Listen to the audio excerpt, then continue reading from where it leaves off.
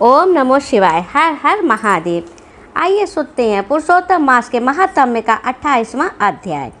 श्री नारायण कहने लगे कि हे नारद, इसके पश्चात वह अत्यंत दुखों को भोगकर बंदर योनि को प्राप्त हुआ। पापों का नाश करने वाला एक सरोवर था जो देवताओं को भी दुर्लभ मृग तीर्थ नाम से विख्यात था। इसी तीर्थ में वह ब्राह्मण फलों की चोरी के पाप से बंदर की योनि को प्राप्त हुआ। नारद जी कहने लगे, हे प्रभु, करोड़ों पापों से युक्त वह बंदर उस तीर्थ में कैसे बसता रहा। श्री नारायण बोले, चित्रकुंडल नामक का वाला कोई वैश्य था, उसकी तारका नाम की स्थिति। इन दोनों के पुरुषोत्तम मास के करते हुए पुरुषोत्तम मास चला गया। पिछला दिन आने पर स्त्री सहित चित्रकुंडल ने अत्यंत प्रसन्नता के साथ उद्यापन किया और उद्यापन करने के निमित्त स्त्री सहित वेदांग को जानने वाले ब्राह्मण को बुलाया। हे नारद, वहाँ धन के लोभ से कंजूस ब्राह्मण भी पहुँच गया। जब उद्यापन विधि समाप्त हो गई तो चित्रकुंडल वैश्य ने स्त्री सहित ब्राह्मणों को अत्याधिक दान देकर प्रसन्न किया। उसकी बहुत सी दी हुई दक्षिणा से ब्राह्मण अति प्रसन्न होकर अपने अपने घरों को चले गए, परंतु अत्यंत लोभी वह कंजूस रोता हुआ उसके आगे आकर खड़ा हो गया। विनय से नम्र होकर अति गदगद बाणी से चित्रकुंडल से बोला, हे चित्रकुंडल, वैश्यों के पति आप इस समय कृतार्थ हो जो आपने पुरुषोत्तम का सेवन किया। ब्राह्मणों को बहुत सा धन दिया, किंतु मुझ भाग्यहीन को क्यों कुछ नहीं दिया।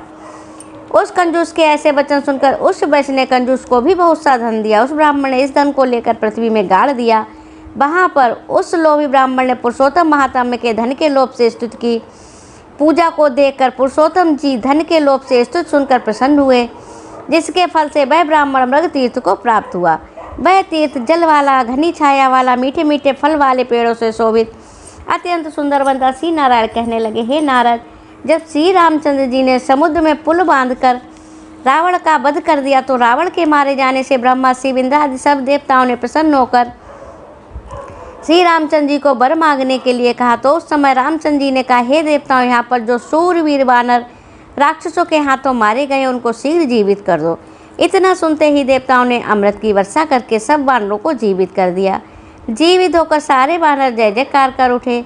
फिर श्री रामचंद्र जी ने विमान में बैठकर चारों ओर खड़े हुए वानरों को कहने लगे, जहाँ जहाँ पर मेरे ये बहुत काल तक जीने वाले वानर बसेंगे, वहाँ वहाँ पुष्प फल वाले वृक्ष हो जाएंगे, नदी मीठे जल वाली हो जाएगी, शीतल सुंदर सरोवर होंगे। मेरी आज्ञा से तुम सब जाओ, तुमको कोई नहीं रोकेगा। हे नारद, फिर वह लोभी वानर पर्वत जैसा बढ़कर बहुत सी भूख और प्यास से युक्त होकर लोभी हो वन में विचरने लगा। जन्म से ही उसके मुख में पित्त की पीड़ा थी। उस पीड़ा से रात दिन उसके मुख से रुधिर बहता था और वह अत्यंत पीड़ा युक्त होकर कुछ भी नहीं खा सकता था। वह वानर चपलता बस शेष फलों को तोड़ता, मुख से निकट ले जाकर बहुत से फलों को फेंक देता था। इस प्रकार नित्य प्रति निराहार रहते हुए दैव योग से पुरुषोत्तम मास आ गया। उस मास में भी वह उसी तरह शीत वायु आदि से पीड़ित रहा। कोई समय कृष्ण पक्ष में गहन वन में विचरता हुआ वह प्यासा अमृत जैसे कुंड के जल को पीने को समर्थ नहीं हुआ, परंतु भूख से व्याकुल होकर भी चपलतावश वृक्ष के ऊपर चढ़ गया। एक वृक्ष से दूसरे वृक्ष पर जाता हुआ कुंड में गिर गया और 5 दिन बाद मृत्यु को प्राप्त हो गया। तभी एक विमान वहाँ पर आया जो नाचती हुई अप्सराओं, सुंदर गाते हुए गंधर्व किन्नरों से सुशोभित था।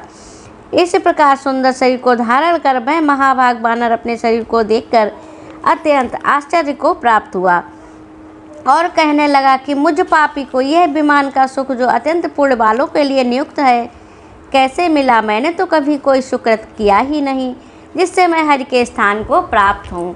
इसके आगे की कथा हम सुनेंगे 29वें अध्याय में। बोलिए पुरुषोत्तम भगवान की जय। ओम नमो शिवाय। हर हर महादेव। राधे राधे।